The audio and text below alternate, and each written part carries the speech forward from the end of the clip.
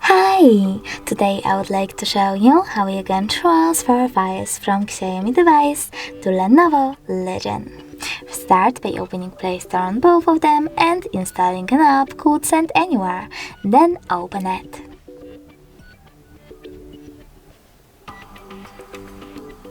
From this screen here, you need to tap on I accept, confirm, continue and allow.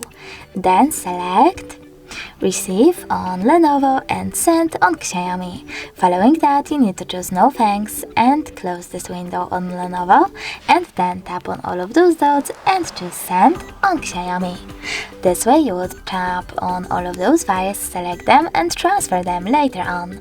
It will take some time, so I will go with only one song. Just send and tap on Got It. As you can see from here, we have two ways to connect.